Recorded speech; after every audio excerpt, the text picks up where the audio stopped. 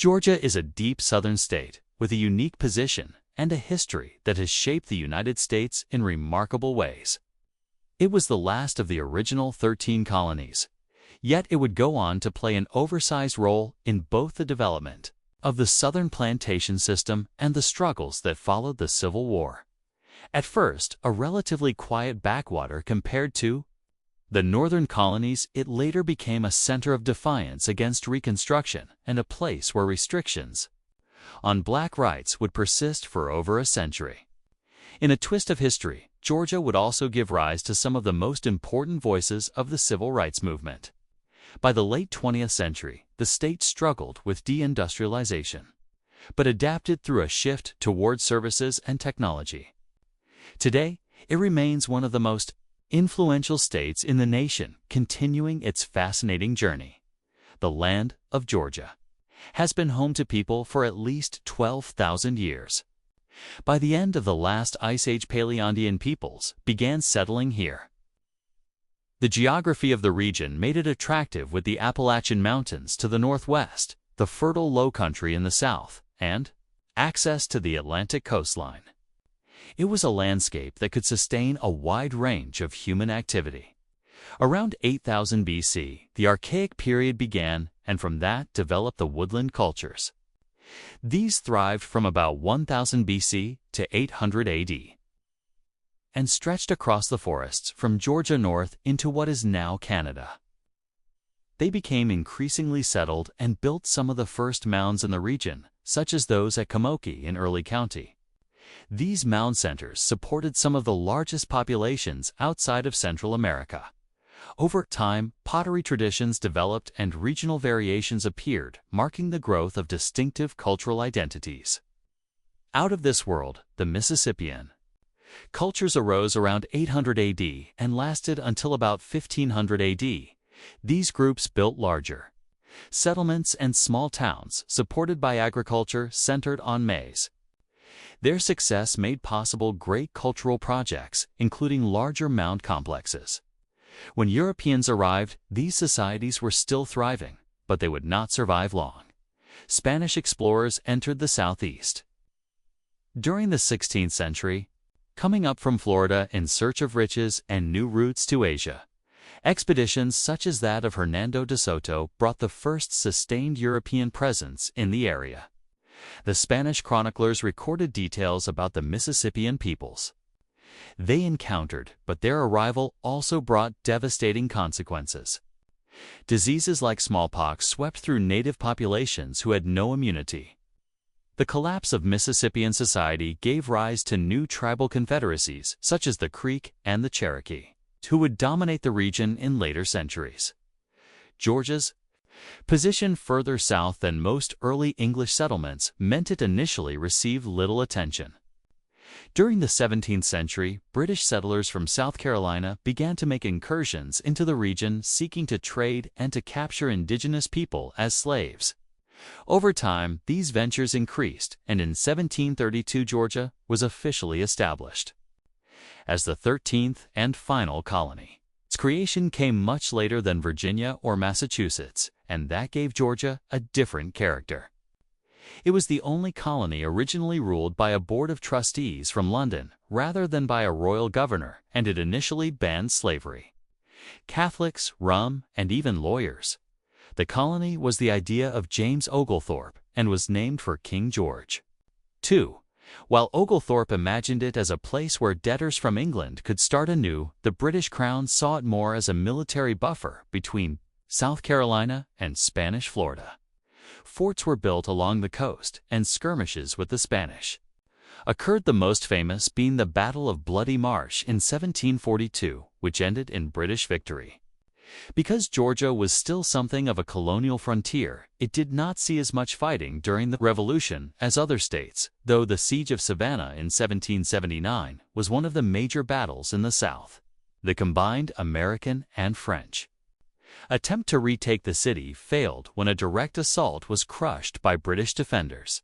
Although the trustees had originally outlawed slavery, it was legalized in Georgia in 1751 and soon became central to its economy. In the decades before the Revolution, about 17,000 enslaved Africans were brought into the colony to work cotton and rice plantations. Many were first-generation Africans, and their culture left a deep imprint, especially along the coastal areas where the Gullah culture developed, blending African traditions with new realities in America. By the late 18th century, cotton was booming, and slavery was firmly entrenched. The invention of the cotton gin in 1793 on a Georgia plantation transformed the industry. Cotton could be processed far more efficiently, making plantations highly profitable and fueling the expansion of slavery across the South. Although most white Georgians were small farmers without enslaved labor, the plantation elite dominated society. Vast estates and the port of Savannah became key nodes in the slave economy until the transatlantic trade was banned in 1798. At the same time, Georgia's indigenous nations still occupied large tracts of land, creating friction with settlers.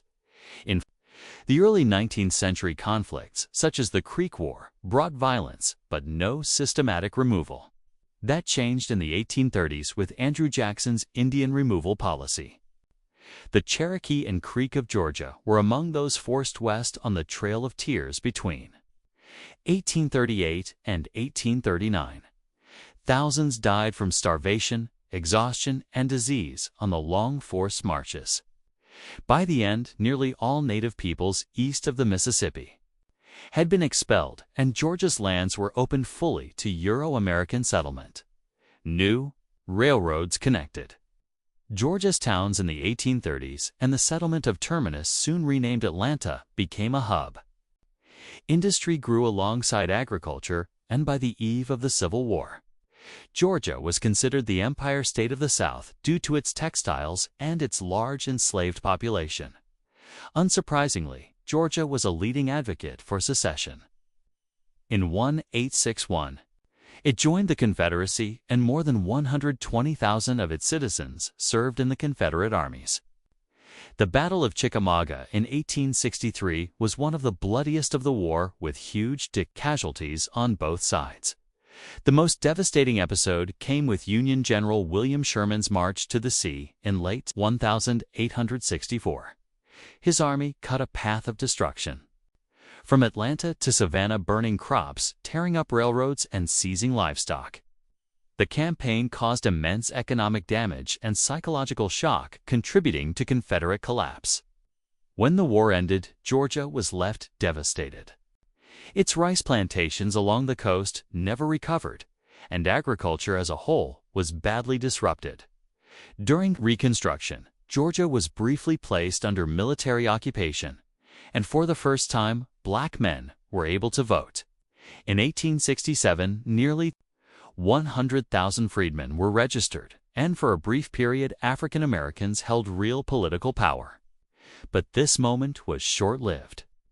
After Reconstruction ended, Georgia imposed Jim Crow laws that stripped black citizens of voting rights and enforced segregation for nearly a century. Still, the immediate post-war period did bring some recovery. Cotton production revived, and industries like logging, coal mining, and textiles grew. Atlanta became an industrial powerhouse of the New South. Yet the Great Depression of the 1930s hit Georgia hard, as it did much of the country.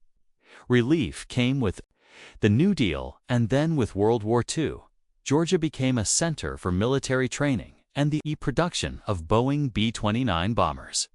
Thousands of jobs returned, and after the war, industrial expansion continued with hundreds of new factories in the mid-20th century. Mechanization reduced the need for farm labor, and more people moved to cities like Atlanta. The state became increasingly urbanized and connected to the national economy. However, from the 1980s onward, globalization and foreign competition led to deindustrialization. Textile and clothing industries collapsed, costing tens of thousands of jobs, especially in rural areas. Between 1997 and 2005 alone, almost 100,000 manufacturing jobs were lost. Yet Georgia adapted. Atlanta grew into a major corporate and transportation hub with one of the busiest airports in the world. New industries in technology and services softened the blow of industrial decline. Savannah remained a vital port while agriculture persisted with crops like peanuts and peaches, as well as poultry production, in which Georgia leads the nation.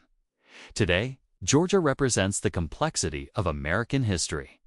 It was one of the earliest colonies but joined the group late, giving it a different trajectory.